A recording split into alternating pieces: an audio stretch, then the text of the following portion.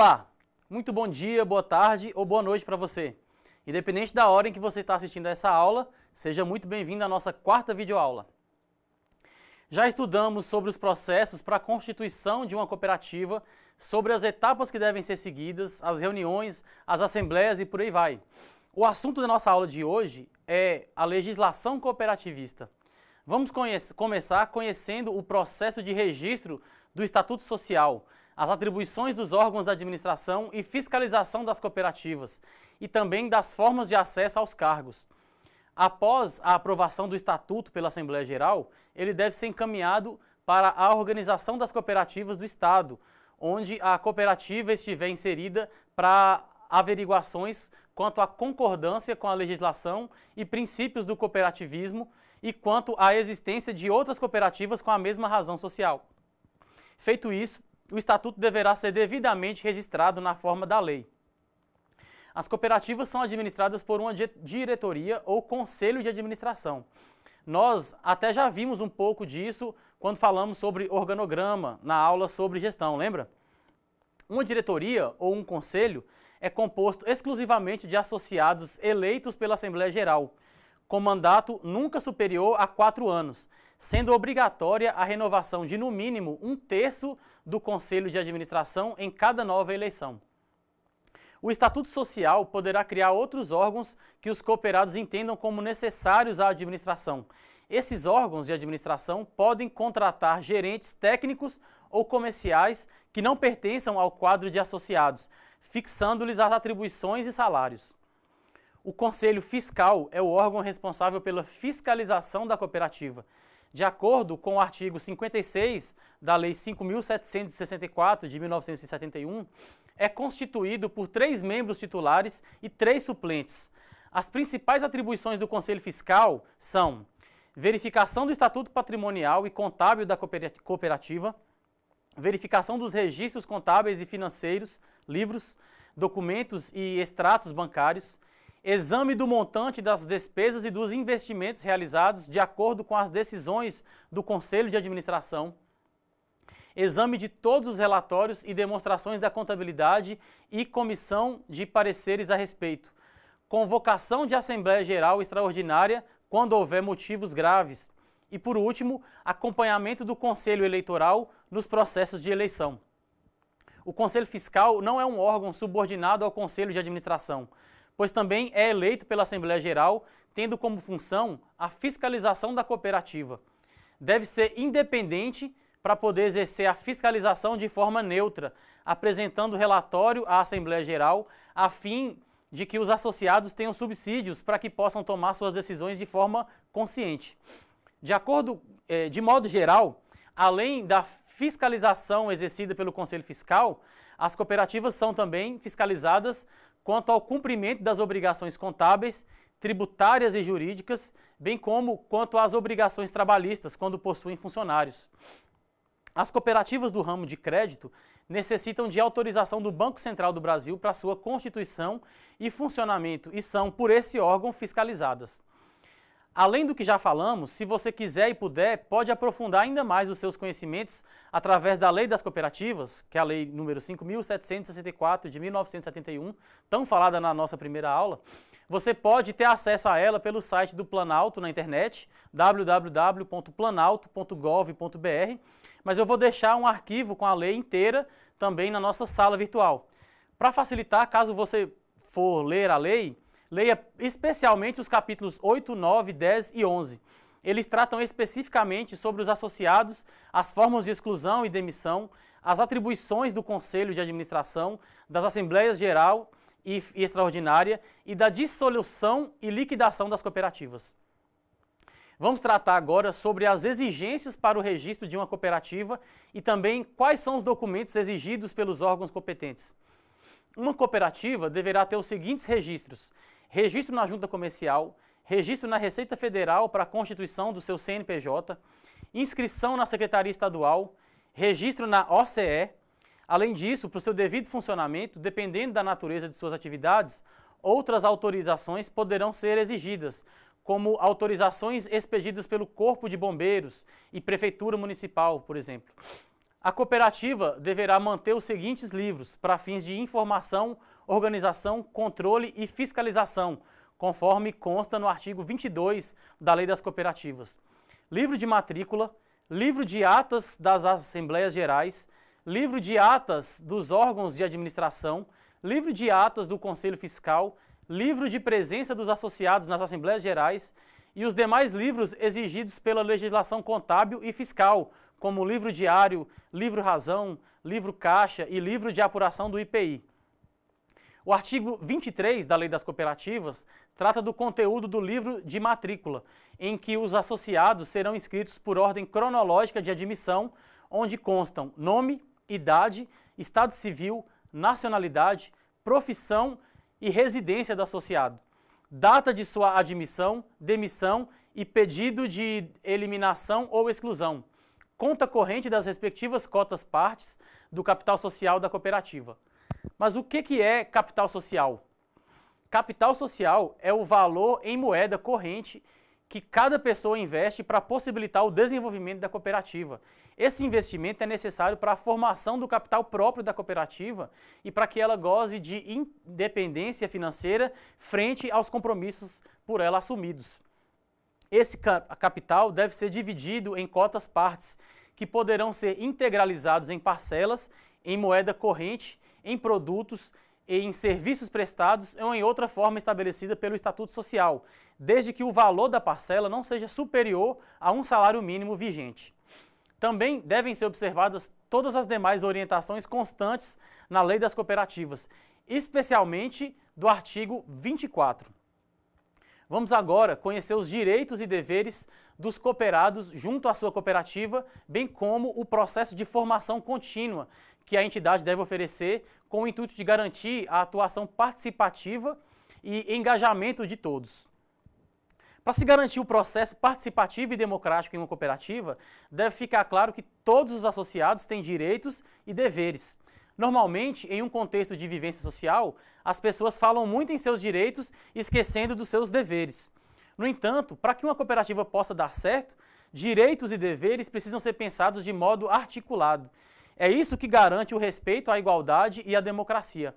Em uma cooperativa, o associado possui os seguintes direitos: votar e ser votado, participar de todas as operações da cooperativa, receber retorno no final do exercício, examinar os livros e documentos, convocar a assembleia caso seja necessário, pedir esclarecimentos ao Conselho de Administração e ao Conselho Fiscal, opinar e defender suas ideias, propor ao Conselho de Administração e à Assembleia Geral as medidas que entendam ser de interesse da cooperativa. Por outro lado, são deveres do associado: operar com a cooperativa, participar das assembleias da cooperativa, entregar sua produção à cooperativa, não concorrendo com ela, acatar as decisões da maioria, votar nas eleições, cumprir seus compromissos com a cooperativa, manter-se informado a respeito da cooperativa, denunciar falhas, acompanhar os eventos de educação e formação cooperativa. Como já vimos ao longo desse nosso curso, o cooperativismo, além de ser um sistema de organização econômica, é também uma doutrina econômica e social, que se sustenta em uma série de valores e princípios que já estudamos. Um desses princípios fala da necessidade de se trabalhar a educação e a formação dos associados, informando-os regularmente sobre as atividades da cooperativa. Sendo assim, a formação intelectual e cultural dos cooperados assume papel determinante no contexto cooperativista. A educação e a capacitação cooperativa são dois processos distintos, embora interligados. Vamos falar um pouco sobre cada um. Educação cooperativa é um processo de formação com base nos princípios da filosofia cooperativista, almejando desenvolver no cooperado uma compreensão do mundo e da sociedade com base nos valores cooperativistas, bem como da trajetória do cooperativismo ao longo do tempo. Capacitação cooperativa é um processo através do qual os cooperados são capacitados para gerenciar as atividades econômicas que realizam junto à cooperativa e através dela. Também diz respeito ao processo pelo qual os dirigentes tornam-se capazes de gerenciar a cooperativa como pessoa jurídica e empresa socializante.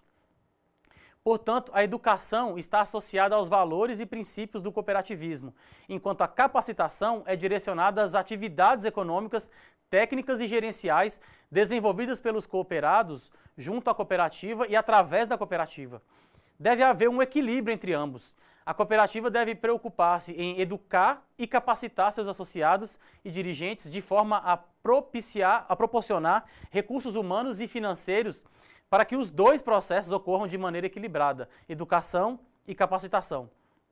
Para isso, são necessários recursos que são obtidos através do Fundo de Assistência Técnica, Educacional e Social, o FATES, destinados à prestação de assistência, investimento na capacitação e atualização técnica, promoção de cursos, seminários e congressos aos associados, seus familiares e aos empregados da cooperativa. O FATES é constituído de 5% das sobras líquidas de um exercício. Para que a cooperativa seja capaz de proporcionar aos seus associados tanto educação como capacitação, é necessário que ela seja pensada de forma integral, ou seja, tanto como associação de pessoas quanto como empresa.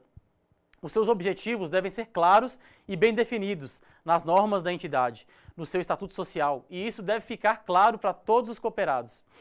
A educação, somada à capacitação cooperativa, deve tornar os associados de uma cooperativa aptos a viverem no cenário em que estão inseridos e formando-os para uma vida melhor, mais digna, como produtores, poupadores e prestadores de serviço. De acordo com Michael Gerber, em seu livro Empreender Fazendo a Diferença, o empreendedorismo pode ser definido como a capacidade de inovar, criando não apenas novos serviços, produtos e empreendimentos lucrativos, mas também gerando trabalho, riqueza e renda. Dessa forma, o empreendedorismo é um dos principais fatores para o crescimento de uma empresa, bem como para o desenvolvimento econômico e social de um país. O empreendedor é o indivíduo que possui uma forma especial e inovadora de se dedicar às atividades de organização, de administração e de execução de tarefas, principalmente no processo de gestão de riquezas, na transformação de conhecimentos e bens em novos produtos, sejam eles mercadorias ou serviços. O empreendedor é o profissional inovador que modifica com sua forma de agir qualquer área do conhecimento humano e da produção de bens e serviços. O termo empreendedor também é utilizado para designar o fundador de uma empresa ou entidade que passa a se destacar no cenário social e ou econômico. Não podemos esquecer que uma cooperativa é também uma empresa presente no mercado. Dessa forma, ela não pode prescindir da figura do líder nem dispensar a necessidade de empreender para poder crescer. A prática cooperativista também requer lideranças e empreendedorismo. No contexto cooperativista, a eficácia de uma liderança está em saber agir em uma empresa, a cooperativa, em que a igualdade, a democracia e a autogestão devem estar presentes. Liderar com eficácia em uma cooperativa consiste em quebrar o paradigma do capitalismo, mantendo uma relação horizontal, isso é, de igualdade com os outros cooperados. Um líder que queira atuar de maneira eficaz nesse ambiente deve aprender a ouvir, propor desafios que devem ser superados pelo grupo com base na cooperação. Liderança em uma cooperativa é o processo através do qual uma pessoa se torna capaz, por suas características individuais, de aprender as necessidades dos cooperados e dos profissionais da cooperativa, bem como de exprimi-las de forma válida e eficiente, obtendo o engajamento e a participação de todos no desenvolvimento das tarefas necessárias ao alcance das metas e objetivos da cooperativa. Os cooperados atribuem a alguém o papel de líder, quando veem nele a projeção de suas expectativas comuns. Dessa forma, o líder deve estar sempre atento às necessidades do grupo. Precisamos ainda compreender a classificação dos atos praticados entre os cooperados e sua cooperativa, e também os atos praticados entre a cooperativa e o mercado. Vamos ver como os órgãos fiscais tratam essas relações e como deve ser feita a destinação dos resultados financeiros apurados em uma cooperativa. Quando um cooperado entrega a sua produção à cooperativa da qual faz parte, isso não caracteriza uma operação mercantil, de compra e venda, pois esse produtor é um dos sócios da cooperativa e, como tal, é um dos elementos que a constitui. Da mesma forma, quando uma cooperativa de produção agropecuária repassa aos cooperados insumos que ela adquiriu no mercado, não há uma operação de compra e venda, já que o repasse está sendo feito para alguém que faz parte do quadro social da cooperativa, satisfazendo seus objetivos sociais, isto é, atendendo aos objetivos para os quais a cooperativa foi criada.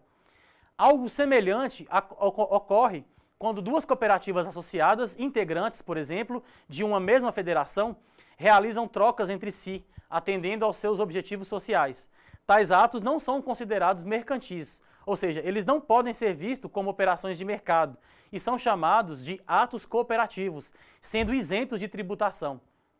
O artigo 48 da Lei das Cooperativas determina que os atos cooperativos sejam aqueles praticados entre a cooperativa e seus associados, bem como pelas cooperativas entre si, quando associadas, na realização de trabalho, serviço ou operação que constitua o objetivo social da cooperativa.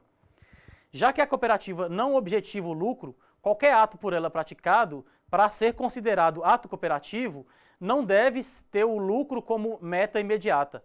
Como o ato cooperativo não implica operação de mercado, nem contrato de compra e venda de produto ou mercadorias, sobre ele não deve incidir impostos.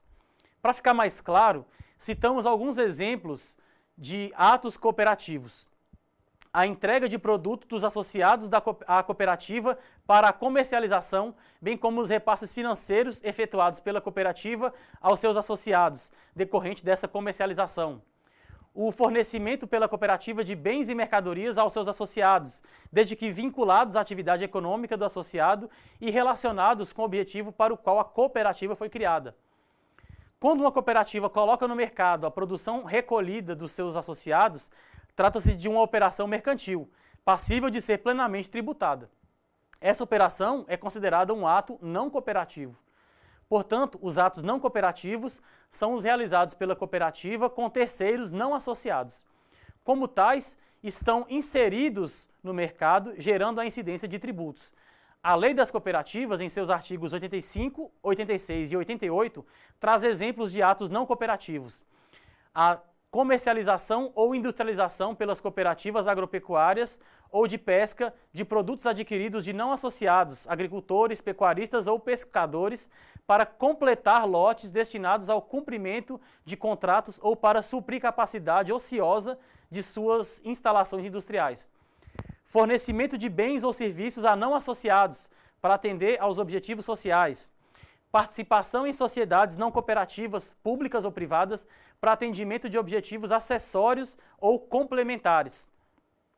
As aplicações financeiras, a contratação de bens e serviços de terceiros não associados, as movimentações econômico-financeiras decorrentes dos atos não cooperativos, praticados na forma disposta no Estatuto Social, denominam-se receitas, custos e despesas que devem ser registradas de forma segregada, à parte, das decorrentes dos atos cooperativos, resultando em lucro ou prejuízos apurados na demonstração de sobras ou perdas. Já vimos que as relações econômicas entre a cooperativa e seus associados não podem ser entendidas como operações de compra e venda, uma vez que as instalações das cooperativas são consideradas como extensão do cooperado. A entrega dos produtos não significa mais que a outorga de poderes para a sua futura comercialização. A receita daí decorrente deve ser reconhecida para efeito de imposto de renda na emissão da nota de saída do produto da cooperativa, pela venda em comum. Quando as mercadorias são entregues pelos associados à cooperativa, elas são registradas como estoque. A venda do produto só será registrada quando sair da cooperativa mediante a emissão da nota fiscal. Enquanto a venda propriamente dita não ocorrer, as mercadorias permanecem no estoque. O associado reconhece a receita de venda dos produtos quando são vendidos pela cooperativa para terceiros. Somente nesse momento é que deve ser reconhecida a receita e não na simples entrega dos produtos à cooperativa para fins de comercialização. Portanto, qualquer sobra ou diferença apuradas pela cooperativa através dos atos cooperativos já foram tributadas aos associados, pessoas jurídicas ou físicas. As sobras do exercício, após as destinações legais e estatutárias, devem ser postas à disposição da Assembleia Geral para deliberação, não serão tributadas as importâncias devolvidas pelas cooperativas aos seus associados como sobra. A sobra é rendimento não tributável no ato do recebimento, pois esse valor já integrou a receita tributável dos associados, por ocasião da venda dos seus produtos entregues à cooperativa. As perdas do exercício decorrentes da diferença negativa entre ingressos e dispêndio do ato cooperativo serão absorvidas pela reserva legal. Quando a reserva legal for insuficiente para a cobertura das perdas, devem ser debitadas no patrimônio líquido, na conta de perdas não cobertas pelos cooperados que, após a Assembleia Geral, serão rateadas entre os associados, conforme disposições estatutárias e legais. De acordo com o artigo 28 da Lei das Cooperativas, as sociedades cooperativas estão obrigadas a constituir, no mínimo, 2 fundos, a partir das sobras líquidas dos exercícios. Fundo de reserva tem a finalidade de reparar perdas e atender ao desenvolvimento das atividades da cooperativa, sendo constituído de pelo menos 10% das sobras líquidas do exercício. Na hipótese de a cooperativa apurar prejuízo, esse prejuízo será coberto com recursos provenientes do Fundo de Reservas. Fundo de Assistência Técnica, Educacional e Social, o FATES, objetiva prestar assistência aos associados e aos familiares e, quando previsto em estatuto, aos funcionários da cooperativa. É constituído por pelo menos 5% do resultado dos atos cooperativos e não cooperativos. Nesse fundo, são captados os recursos que devem servir para a promoção da educação e capacitação cooperativas. Na prática, esses 2 fundos se diferenciam basicamente quanto à sua finalidade. O primeiro cobre as perdas e o segundo representa meios de prestar serviços aos associados e seus familiares, e, quando previsto no Estatuto Social, aos funcionários. É muito importante a gente considerar que a cooperativa é uma forma de organização e não um negócio em si. Por exemplo, o negócio de um grupo de costureiras não é a cooperativa, mas a confecção e a comercialização de roupas. A cooperativa é a forma de organização que elas podem escolher para viabilizar o negócio de confecção e a sua atuação junto ao mercado. Isso significa que um dos primeiros passos a serem considerados para a formação de uma cooperativa é a viabilidade do próprio negócio que se pretende realizar. Assim, a viabilidade da criação de uma cooperativa pode ser avaliada a partir da resposta às seguintes perguntas. A necessidade de trabalho, produção ou crédito é percebida por todos os interessados em montar essa cooperativa? Já existe alguma cooperativa nas redondezas que poderia satisfazer as necessidades desses interessados? Os interessados estão dispostos a entrar com o capital necessário para viabilizar a cooperativa? O volume de negócios é suficiente para que os cooperados tenham benefícios? Os interessados estão dispostos a operar integralmente com a cooperativa? A cooperativa terá condições de contratar pessoal qualificado para administrá-la e um contador para fazer a sua contabilidade, que tem características bem específicas? Existe mercado para os produtos ou serviços a serem oferecidos? É certo que vivemos em uma sociedade capitalista. No entanto, o sistema capitalista deixa brechas que podem ser aproveitadas para a organização de iniciativas econômicas guiadas por princípios e valores completamente diferentes daqueles que o orientam. Essas iniciativas são justamente as cooperativas. Não é preciso isolar-se do capitalismo para desenvolver formas alternativas de distribuição e produção, como as cooperativas de consumo, produção e crédito. Justamente nos momentos de crise do sistema capitalista é que as iniciativas alternativas de organização econômica que visam a produção, ao consumo e ao crédito se constituem em alternativas viáveis para promover a superação da crise e o equilíbrio nas relações econômicas e a promoção da justiça social. Em momentos assim, as cooperativas têm se mostrado instituições sólidas, capazes não apenas de resistir às crises, mas também de fomentar o desenvolvimento econômico e social de forma sustentável. Para finalizar mais essa aula, vamos apenas relembrar o que vimos hoje. O Estatuto Social de uma cooperativa deve ser devidamente registrado depois de analisado pela Organização das Cooperativas do Estado, em que a cooperativa estiver inserida. Além disso, a cooperativa é administrada e fiscalizada com base no Estatuto Social e na legislação em vigor. Uma cooperativa, sendo ao mesmo tempo uma associação de pessoas e uma empresa, precisa de uma série de registros e livros próprios para que possa funcionar e, de fato, existir como entidade jurídica. O seu capital social é formado pelos próprios associados que o integralizam através de cotas-partes. Falamos sobre os direitos e deveres dos associados de uma cooperativa que devem ser levados em consideração de forma conjunta para o perfeito funcionamento. Da mesma forma, vimos que uma cooperativa só terá sucesso se valorizar a educação e a capacitação cooperativa. Enquanto a educação cooperativa está associada aos valores e princípios do cooperativismo, a capacitação cooperativa está relacionada à formação gerencial e técnica dos cooperados no que diz respeito às suas próprias atividades econômicas e ao gerenciamento da própria cooperativa. Como também é uma empresa, a cooperativa não pode abrir mão da necessidade de investir em lideranças que sejam capazes de inovar, transformando-a em uma empresa empreendedora, geradora de trabalho, renda e desenvolvimento social. A contabilidade de uma cooperativa possui características próprias. Os atos cooperativos, ou seja, aqueles praticados entre a cooperativa e os seus associados, bem como entre as cooperativas dentro de seus objetivos sociais, não são considerados operações de compra e venda. Uma cooperativa deve possuir dois fundos obrigatórios, o Fundo de Reservas e o Fundo de Assistência Técnica, Educacional e Social, que é o FATS. O primeiro serve para que se possam cobrir possíveis perdas financeiras ocorridas na entidade, enquanto o segundo se destina a prestar assistência técnica, educacional e mesmo social aos cooperados e aos seus familiares, podendo também atender aos funcionários da cooperativa, se isso for permitido pelo Estatuto Social. Espero que todo o conteúdo tratado nas nossas aulas possa se transformar em conhecimento e em atitudes práticas o mais breve possível. Não deixe de procurar sempre novas fontes de informação. Acesse os sites que já foram indicados nas nossas aulas e também o material que está à sua disposição no ambiente virtual do nosso curso. Muito obrigado e até a próxima!